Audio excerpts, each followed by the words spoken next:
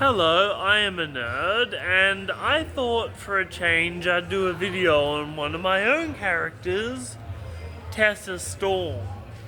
Now, Tessa is an interesting character. Her grandmother is Temperance Storm. Temperance Storm is one of the most powerful beings in the Storyverse universe.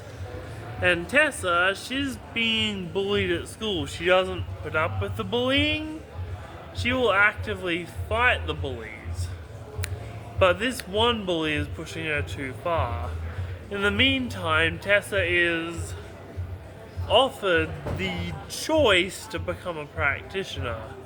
So she is offered to choose, does she become a practitioner or does she stay human? Her mum wants her to stay human, her grandmother wants her to be a practitioner. Tessa goes to school with a concussion and blows up the gym. And crazy stuff happens. Tessa accepts the binding rings and becomes an interpreter. Interpreters have the power to use abilities from other people's stories by picking up books and wielding them like that.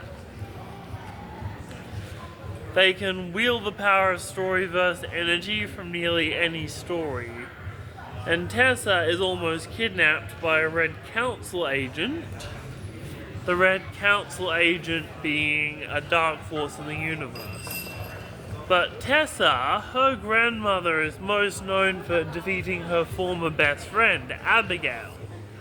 And well, if you defeat Abigail, if you're a Storm, you're not going to be popular among Abigail's supporters. But Abigail is actually returning to light. Abigail is what's known as a dark author. Abigail has the power of every story she's ever written because of these magic rings, the same magic rings that Tessa has. Tessa befriends William and Snow, and let's go into some feats from Tessa.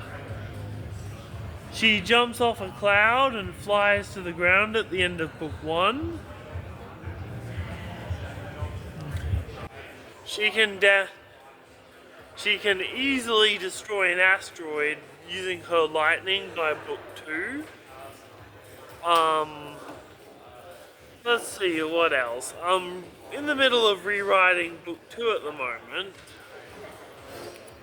And Tessa, she is very willful and almost reminds me of Wonder Woman. She refuses to participate in corrupt systems or bow to people who don't deserve it.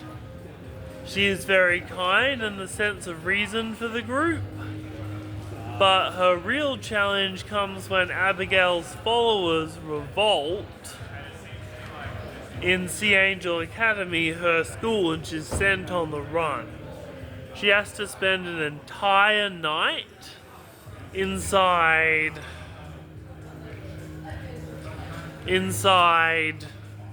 a cave in the wall, drinking nothing but water from the limestone. Tessa comes out, escapes, and she makes a choice to go with the Time Ghost, that's another villain from the story, and set the world right, so Missy Sword does all the work. Missy Sword is a former teacher from book 1, really shaped Tessa in that way. Anywho, Tessa is a lot better trained than anyone else on the boat because she was trained by Cloud9, which is a really good Storyverse school. Specifically sped up progress to fight Abigail. And this gets really insane because Tessa finds herself on par with Abigail's followers in book 2. However, she's not up to par with a lot of them.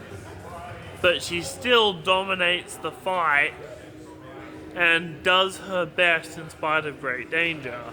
I'm not going to spoil the entire 10-book series for you, but that's the first 2 books of Tessa's character growth. Please subscribe. Make sure to check out the book, We Are Nerds.